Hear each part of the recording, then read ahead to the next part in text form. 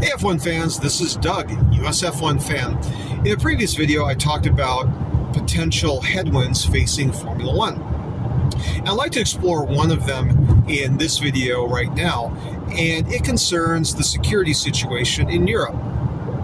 Now, for the past 3 years, there's been a war raging between the two largest militaries on the European continent, that being Ukraine and the Russian Federation.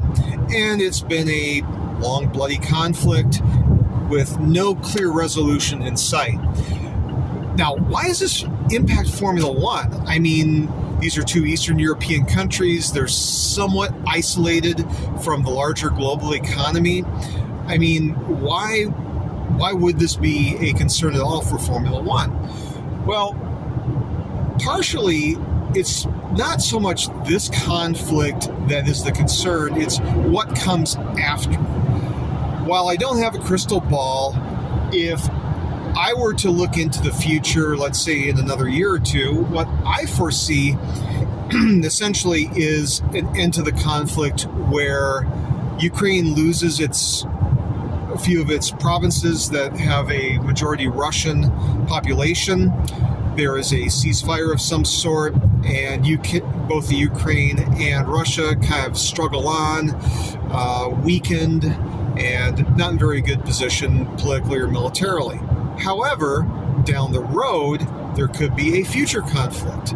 And what we're seeing with a lot of the European countries is an ongoing effort at rearmament.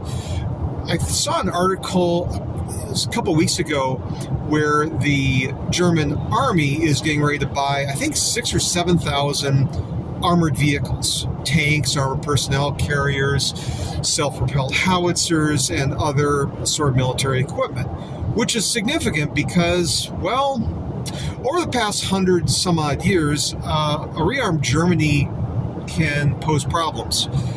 And the reason why they're doing that is I think they see if the Ukraine loses, or when the Ukraine loses, they're going to be in a precarious situation because there's really nothing between them and Ukraine and Russia except for Poland, which Poland is also rearming. They've signed some major deals with South Korean manufacturers. I think Hamwah Defense is one.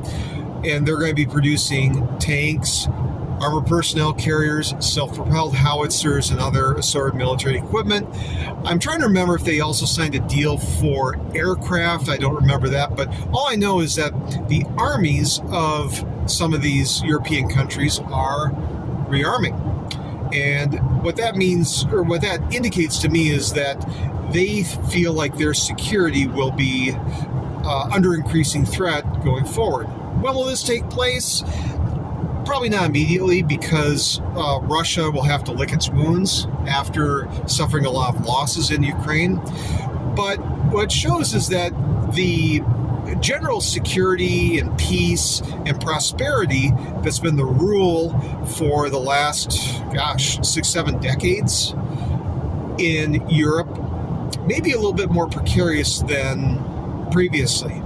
So we could go back to a mode where we're in effectively a second Cold War with a weakened but powerful Russia in the east facing a rearming Western Europe. And where that goes, well, history doesn't paint a very optimistic picture.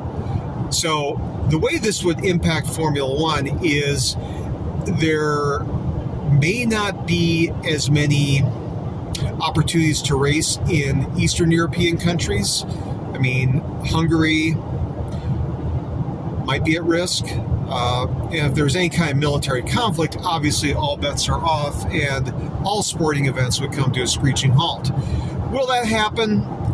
I don't know, but it's a headwind that I think wiser heads within Europe, the United States, and the general Western world are at least acknowledging that, again, peace and prosperity is not given, meaning that luxury goods like Formula One may have some struggles ahead.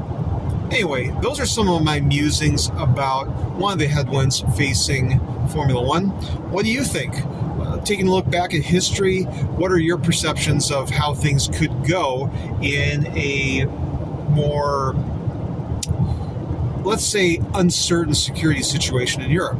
Go ahead and add your comments below. If you like this video, hit like. If you'd like to hear more of my Formula One musings, well, go ahead and hit subscribe. I'll talk to you later. Bye-bye.